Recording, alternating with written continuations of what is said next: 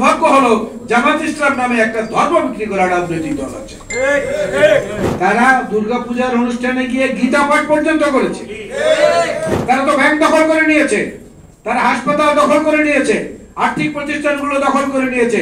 একটা গবেষণায় দেখা গেছে যে চন্দ্র যদি পৃথিবীর গ্রহ না হতো তাহলে পৃথিবীতে দিন হতো 6 থেকে 8 ঘন্টা এবং বছর হতো 1100 থেকে 1400 দিনে। ভাগ্য ভালো চন্দ্র নামে আমাদের একটা গ্রহ ছিল। আর এই দেশের দুর্ভাগ্য হলো জামাত ইসলাম নামে একটা ধর্ম বিক্রি করা রাজনৈতিক দল আছে। এখানে বাবুল ভাই বলেছেন যে তারা গিয়ে উলুধ্বনি দিয়েছে, এই করেছে ওই করেছে। কেন আপনি দেখেন নাই? তারা দুর্গাপূজার অনুষ্ঠানে গিয়ে গীতা পাঠ পর্যন্ত করেছে, গীতা পাঠ করেছে এবং আরো অনেক কিছু সোশ্যাল মিডিয়ায় আসছে। তারা বলে তারা কি বালুমহল থেকে বালি তোলে না, চাঁদা তোলে না, দরকার করে না তো। তারা তো ব্যাংক দখল করে নিয়েছে, তারা হাসপাতাল দখল করে নিয়েছে, আর্থিক প্রতিষ্ঠানগুলো দখল করে নিয়েছে, অনেকগুলো বিশ্ববিদ্যালয়ে জোর করে চেয়ারে বসিয়ে দিয়েছে তাদের লোকজনদেরকে, প্রশাসনের বহু জায়গায় বসিয়ে দিয়েছে। আর 86 সনের সেই খাতির তো আওয়ামী লীগের সঙ্গে তাদের আছেই। সুতরাং ফ্যাসিস্টদের সঙ্গে তাদের ঐক্য এবং বন্ধন আগের চেয়ে আরো দৃঢ় হয়েছে। সেই জন্যই প্রজন্মের আজকে বেশি সচেতন হওয়া দরকার। আরেকটা কথা আমি বলি, যেটা ঐতিহাসিক দলিল ভিত্তিক কথাটা, এই যে দলটার নাম আমরা বারবার বলি, এই দলটা তো বাংলাদেশে ডেট অফ এক্সপায়ারের মধ্যে পড়ে গেছে। মেয়াদ উত্তীর্ণ রাজনৈতিক দল।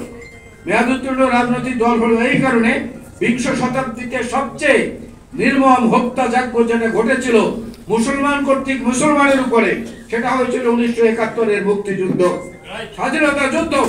এত বড় নৃশংস হত্যাকাণ্ড একই ধর্মের মানুষ, এক অঞ্চলের মানুষ তারই আর এক ভাই বন্ধুর উপরে করে, এরকম ইতিহাস পৃথিবীতে খুঁজে পাবেন না।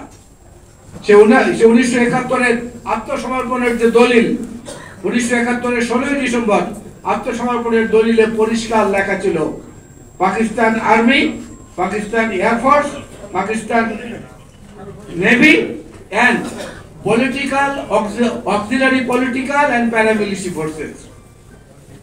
Auxiliary political forces কারা ছিল? জামাত ইসলামী এবং মুসলিম লীগ। এবং নাম ধরে বলেছে, তারা বলেছে পলিটিক্যাল যারা ছিলেন এবং সেই সঙ্গে প্যারামিলিটারিতে যারা ছিলেন, অর্থাৎ আল বদর, রাজাকার এরা, আল শামস এরা। তো তাদের তো প্রাসঙ্গিকতা শেষ হয়ে গেছে। আজকে পর্যন্ত তারা যে রাজনীতি করছেন বাংলাদেশের উদারতা এবং তাদের দয়া বদান্যতার কারণে, সেই আত্মশুদ্ধি তওবা করার সময় যদি না হয়ে থাকে তাহলে সেই সময় তাদের বের করা উচিত। না হলে মুক্তিযোদ্ধারা বয়স্ক হয়ে গেছে, তারা পরামর্শ দেবে, ট্রেনিং দেবে, এই প্রজন্ম মুক্তিযুদ্ধের প্রজন্ম তাদেরকে মোকাবেলা করবে।